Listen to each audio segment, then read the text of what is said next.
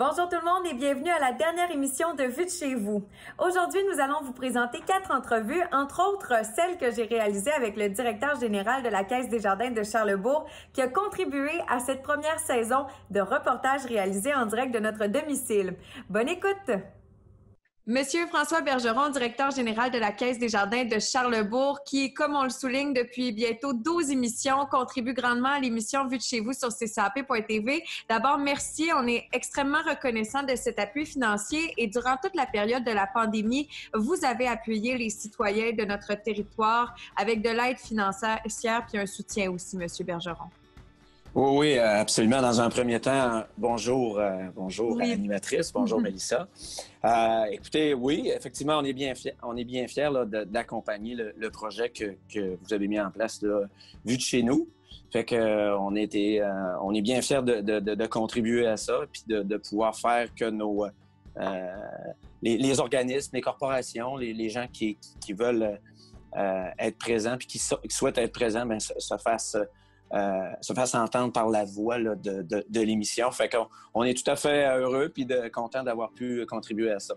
Et oui, si on revient à la question, oui, on a accompagné, on a aidé beaucoup de gens. Vous savez, à chaque année, la Caisse des Jardins de Charlesbourg, on appuie 1,2 million dans la communauté. Hein, c'est pas rien. Mais là, avec la COVID, bien, ce qu'on a fait, c'est qu'on s'est connecté avec les organismes et les entités de la Caisse de Charlesbourg, des Jardins de Charlesbourg, et on les a appelés, puis on a vu avec eux là, quels en étaient leurs besoins. Fait que ça, c'est ce qu'on a fait. Je vous dirais que concrètement, pour la Caisse, on a remis jusqu'à maintenant, là, pour la situation que l'on connaît, plus de 140 000. Tantôt, je vous parlais du 1,2 million annuellement, là, mais c'est 140 000 là, spécifiquement là, qu'on a pris pour aider les organismes, là, les entités de notre secteur. Par exemple, la Société Saint-Vincent-de-Paul du Lac-Beauport, le mouvement d'entraide des Cantons Unis là, que vous connaissez, alors plusieurs services d'entraide et bien d'autres. Puis on le sait aussi que ces organismes-là, pour continuer leur mission première, qui sont d'aider les gens pendant cette période-là, bien, ça a été aussi, eux l'ont vécu, mais aussi le nombre de personnes qui utilisaient ces organismes-là a augmenté aussi, bien entendu. On parle entre autres des banques alimentaires ou des gens qui ont besoin d'accompagnement. Dans la région de Québec, je vous ouvre un peu là, qu'est-ce qu'on a fait dans la région de Québec. On a remis un don aussi là, de 100 000 tous les caisses de Québec à Moisson, Québec, justement pour aider les comptoirs, les banques alimentaires, là, parce que le besoin était là. Fait que c'est ce qu'on a fait, là, grosso modo. Là. Si on parle du mois de début, mi-mars, hein, quand tout ça est arrivé, jusqu'à présentement. Puis bien entendu, Desjardins, on a fait pas mal d'autres choses aussi. Là. Évidemment, c'est une période qui est remplie de questionnements pour une grande majorité de gens présentement. Il y a le Fonds du Grand Mouvement qui, lui, va permettre de mettre sur pied des projets, peut-être des idées qui ont été même pensées durant la période de pandémie où tout était sur pause. Oui, mais effectivement, c'est intéressant que vous en parliez. Oui, Desjardins, on revient là, pour le Fonds du Grand Mouvement. Donc, quand on parle du Fonds du Grand Mouvement, on parle de 150 millions pour les 5 prochaines années à l'intérieur du Québec. Donc, grosso modo, c'est quoi le Fonds du 150 millions?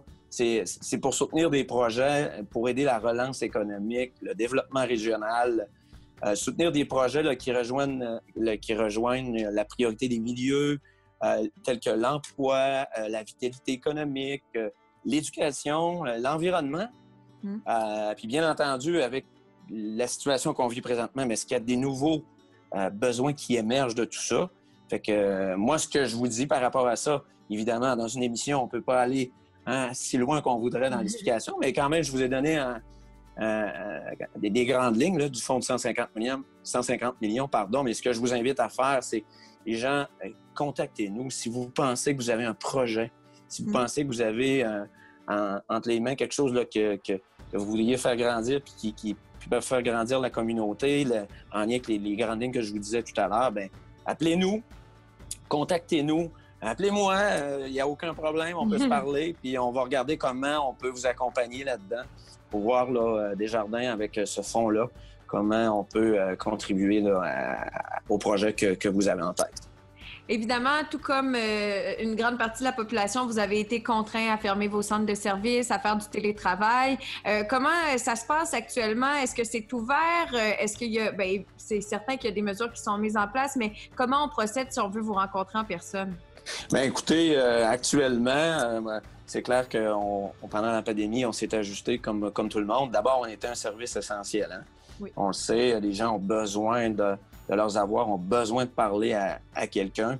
Donc, maintenant, moi, ce que je peux vous dire, c'est que tous nos centres de services sont maintenant réouverts aux heures régulières. Donc, on est là. Évidemment, vous comprendrez qu'on prône, on privilégie là, les prestations à distance. Ça, c'est clair, hein, avec la COVID, tout ça. Cependant, si nos membres veulent nous rencontrer physiquement, ben oui. Alors, on peut nous rencontrer physiquement. On s'est adapté comme toutes les entreprises que l'on connaît. Fait que c'est simple pour nous. Fait que, puis je vous dirais aussi, Mélissa, qu'on est très présent avec nos membres. On parle constamment avec eux.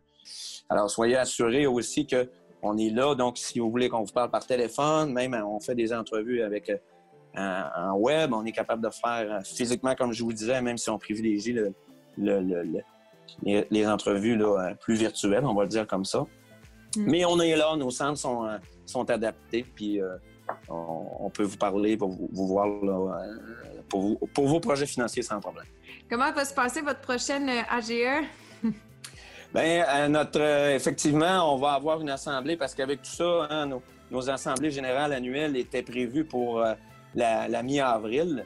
Donc, malheureusement, on ne pouvait pas tenir ça. Puis, encore une fois, c'est difficile. Fait que ce qu'on a décidé de faire des jardins, c'est de tenir nos assemblées. On les appelle nos assemblées générales extraordinaires. Ce qu'on va faire dans ces assemblées-là, puis on est en train là, de faire de la promotion là-dessus sur nos pages Facebook, sur notre site web, c'est que notre assemblée générale va être le 27 août à 20h. Ça va être une assemblée virtuelle où on va adopter l'adoption de nos ristournes personnelles et collectives. Donc, c'est là-dessus qu'on va se pencher. On va aussi donner des informations financières sur comment ça a été à la Caisse en 2019 parce qu'on n'a pas eu l'occasion de vous le partager. Merci beaucoup, M. Bergeron, non seulement de la part de CCAP.tv, moi-même, mais aussi de tous les entrepreneurs, les organismes qui ont pu passer sur notre émission. Ça a été un plaisir de pouvoir discuter avec vous aujourd'hui. Bien, écoutez, je vous fais pouce en l'air. On est bien contents, comme je vous disais, puis on va continuer d'être présents avec vous. Ça va nous faire plaisir. Alors, merci à tous aussi d'être là. Notre animatrice Chloé Patry-Robitaille réside sur le territoire depuis de nombreuses années. Elle a décidé de déposer à CCAP un projet citoyen pour nous encourager à manger localement. Découvrez-le maintenant dans cette entrevue. Aujourd'hui, mon invité pour la dernière émission de Vue de chez vous est Chloé Patry-Robitaille. Vous la reconnaissez, elle fait partie des 5 journalistes qui ont contribué à cette émission-ci, mais aussi à la chaîne depuis de nombreuses années. Chloé, tu résides sur Stoneham et tu as lancé l'idée d'un projet citoyen qui a été retenu par la chaîne de la Couronne Nord de Québec. Oui, c'est vraiment un beau privilège qu'on a justement de pouvoir proposer des émissions tous les citoyens. Moi, ça fait déjà un bon moment que je fais de la télé pour CCAP.tv, mais d'avoir la chance de concrétiser son propre projet, c'est vraiment trippant. Puis l'idée m'est venue un peu pendant la COVID. Je me suis dit, ça serait le fun de donner de l'exposition aux commerces locaux, mais plus précisément à ceux qui sont dans le domaine de l'alimentation. Et tu vas t'intéresser vraiment à ceux qui sont à la base de l'alimentation. Ça exclut pas ceux qui font de la nourriture, qui vont exploiter celle-ci, mais ton objectif précis, c'est de savoir qui sont les producteurs du bas de la chaîne alimentaire. Oui, parce qu'on en entend moins parler. Je me disais, est-ce qu'on a des producteurs locaux? Je sais qu'à Sainte-Brigitte de Laval, il y a du miel qui se fait. Je sais qu'il y a des petites fermes à Stoneham. Donc, je me suis dit, qui peut nous offrir des produits frais d'ici? On a nos marchés locaux aussi. Parfois, c'est des producteurs qui viennent de l'extérieur, mais je voulais vraiment voir et découvrir les producteurs de chez nous. J'ai fait ma petite recherche.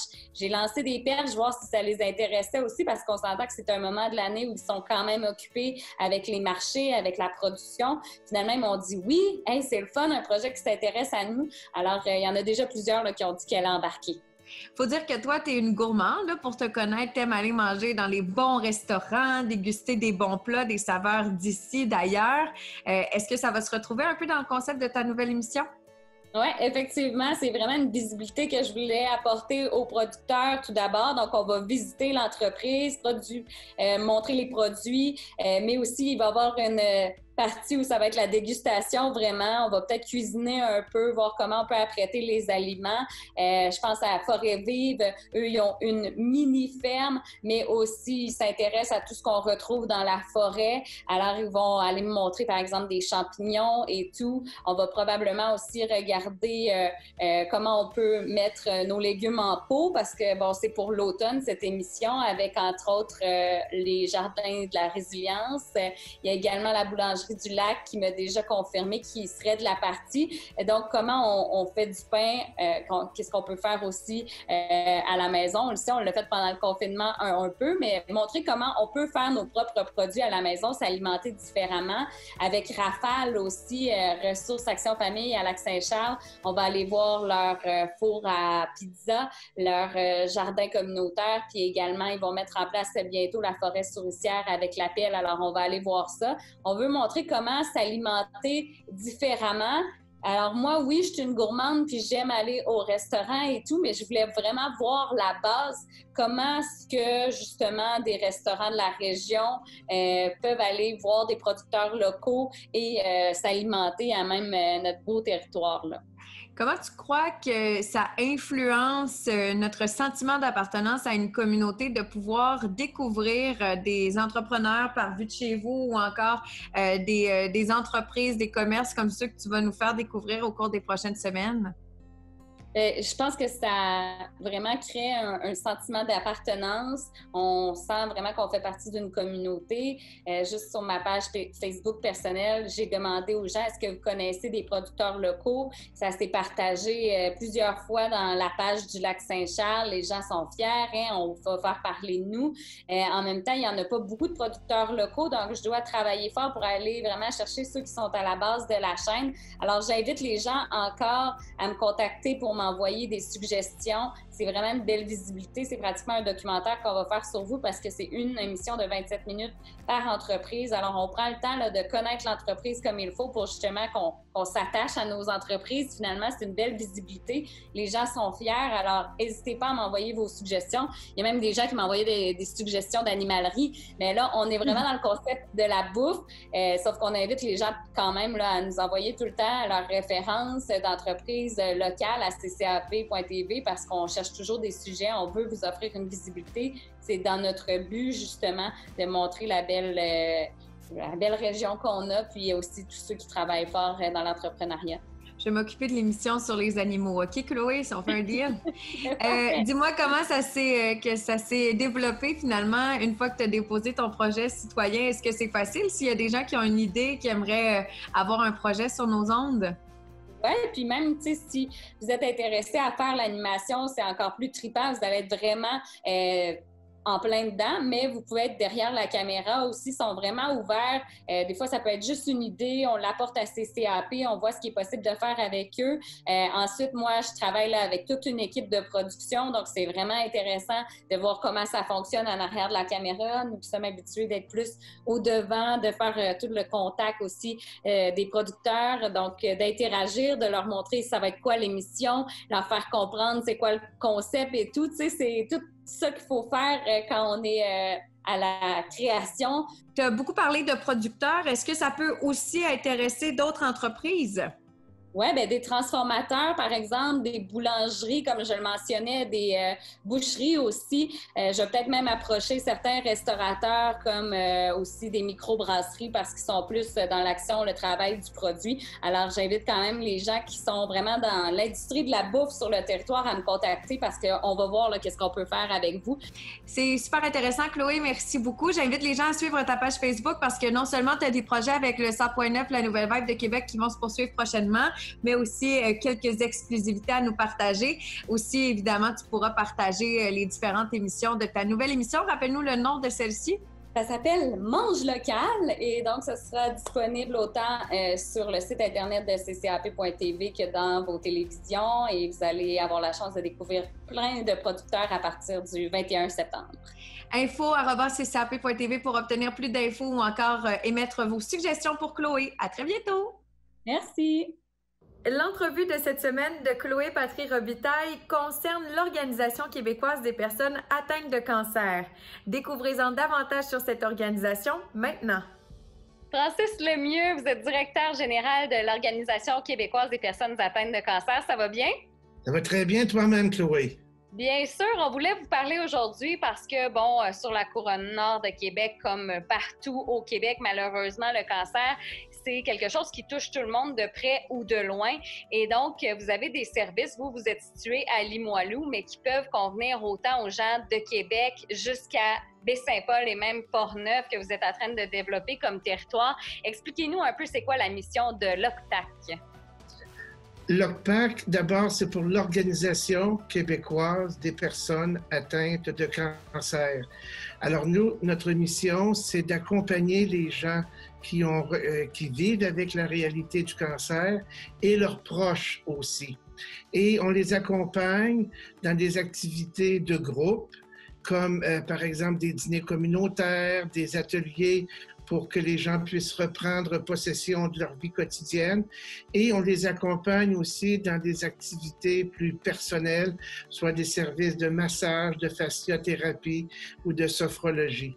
Alors, nous, ici, l'objectif ou la mission que l'on s'est donnée, c'est d'accompagner les gens, peu importe le stade de la maladie, peu importe aussi si les traitements sont terminés ou s'ils sont en cours de réalisation. Et il n'y a pas de durée dans le temps. C'est-à-dire que quelqu'un peut avoir eu des traitements et il peut venir ici 1 an, 2 ans, 3 ans, tant qu'il sent le besoin de bénéficier de nos services, tant aussi qu'il sent le besoin de se raccrocher à un groupe de personnes qui a vécu la même chose que lui. Monsieur Lemieux, avez-vous des exemples concrets de ce qui s'est passé un peu avec l'OCPAC dans les derniers mois, que ce soit avec la COVID ou des belles histoires là, qui ressortent de l'OCPAC?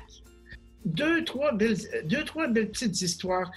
On a, celle-là est un petit peu, elle est belle, même si il y a un type qui a eu une rechute de cancer et pendant qu'il était à l'hôpital, ce sont ses amis de l'OCPAC, de notre organisation, qui se sont relayés à tour de rôle pour aller le visiter et qui l'ont accompagné jusqu'à son dernier soupir.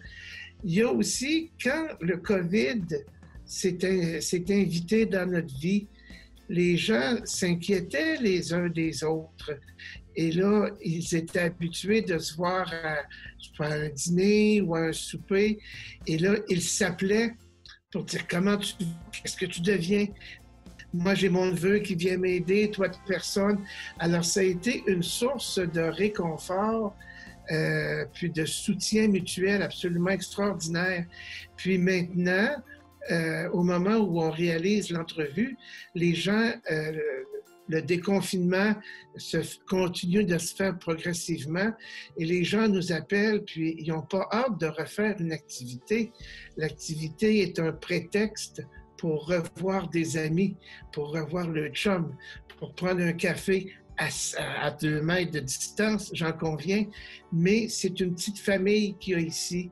Et puis, entendu parler qu'il y avait des nouvelles personnes qui se joignaient à nous. Alors, il y a tout un intérêt, puis toute une fébrilité autour de ça.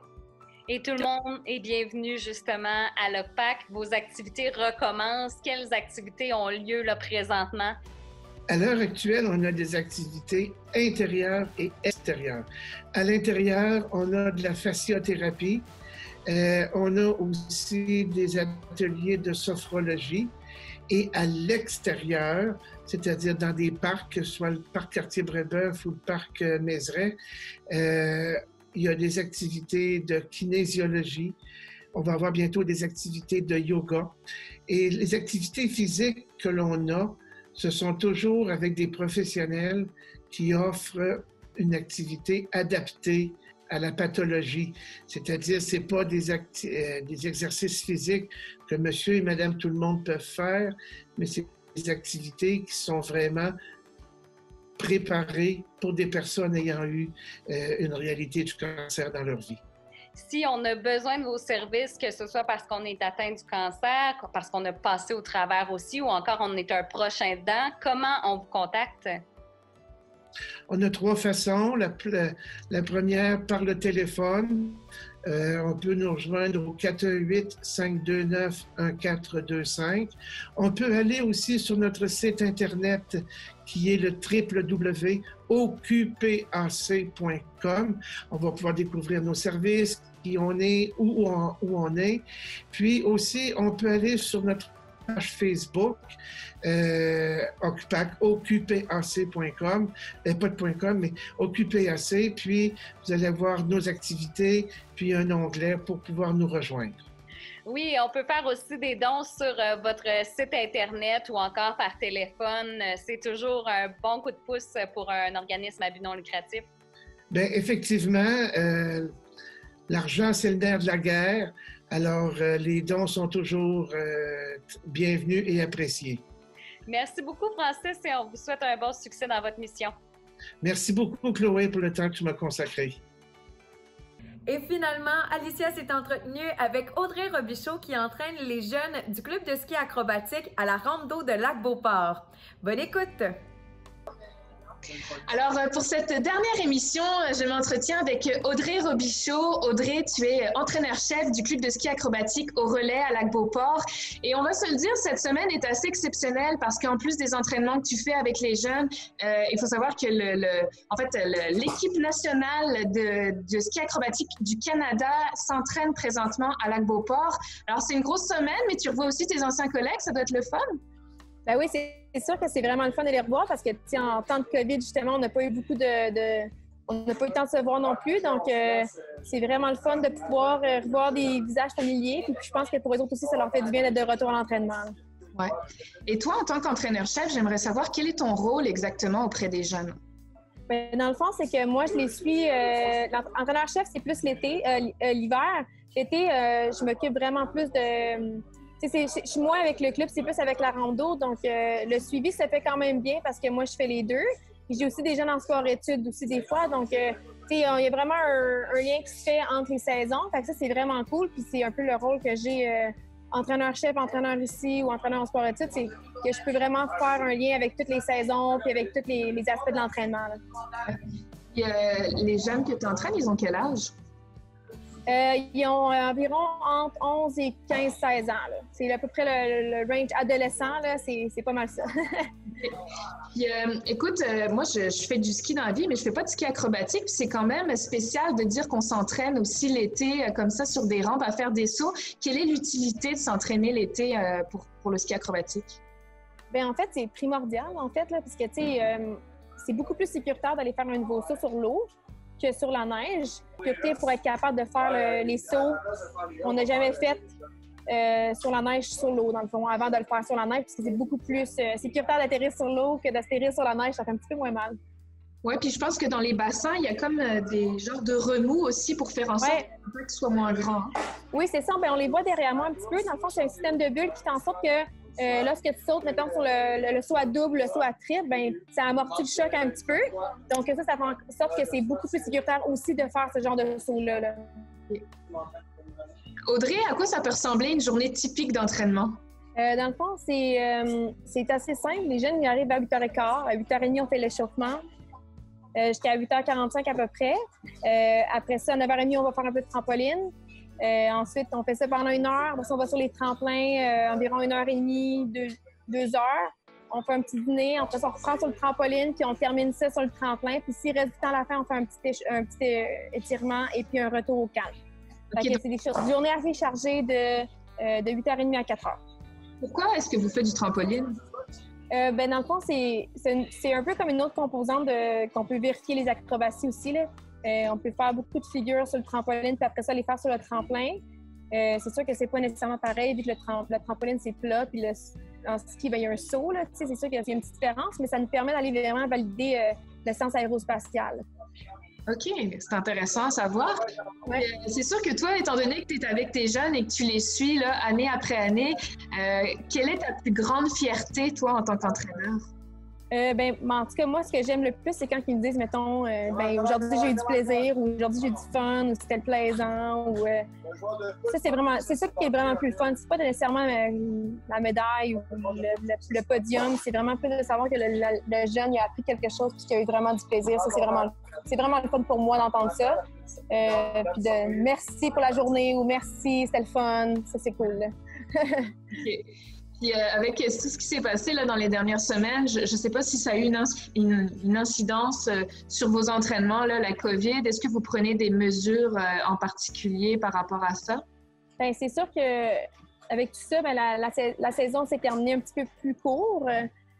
Fait que, ça a été un petit peu plus plate. Au lieu de continuer jusqu'au mois d'avril, on a arrêté ça au mois de mars. Fait que ça, c'est sûr que ça a un gros impact. Mais je te dirais qu'ici, on ne le sent pas beaucoup, le COVID. La seule différence qu'il y a, c'est qu'il y a des lavabos pour se laver les mains, il y a du Purell, et on garde la distanciation sociale le plus possible. Il y a des endroits délimités pour les athlètes, les parents, puis tout ça. Fait que c'est ça la grosse différence, mais en même temps, ça change pas grand-chose parce que j'ai l'impression que c'est comme plus structuré. En même temps, ça fait un peu plus de sens, là.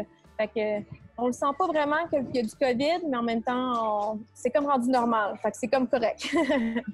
OK. Puis, ce sera ma dernière question parce que j'ai fait un peu de recherche sur toi, puis tu as participé plusieurs fois aux Jeux olympiques. Ça doit être le rêve d'une vie, ça doit être une expérience tout à fait incroyable de vivre ça. Qu'est-ce que tu en retires? Quels sont les souvenirs là, qui t'ont marqué le plus quand tu as participé aux Jeux?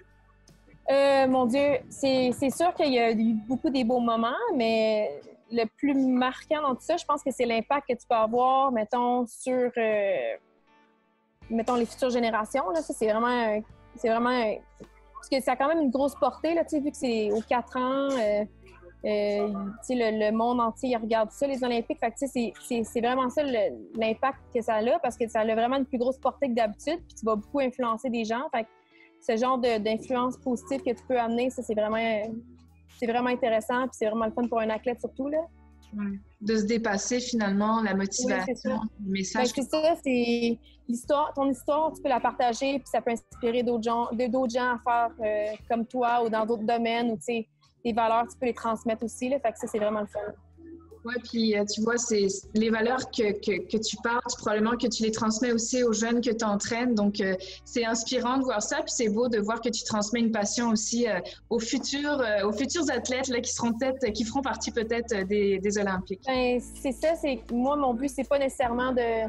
Tu sais, je sais que les Olympiques, c'est pas tout pour tout le monde, mais je peux les amener vers ce rêve-là, peu importe que ce soit en sport ou dans n'importe quel autre domaine aussi, là, parce que, je veux dire, l'éthique que tu vas avoir appris en sport, tu peux le transférer à l'école, tu peux le transférer au travail. Fait que, c'est pas perdu non plus, là. Fait que c'est des valeurs qui sont importantes, mais pas juste dans le sport, dans la vie de tous les jours, là. Moi, je prône beaucoup ça dans le développement de l'athlète au complet, là, pas juste en sport, là.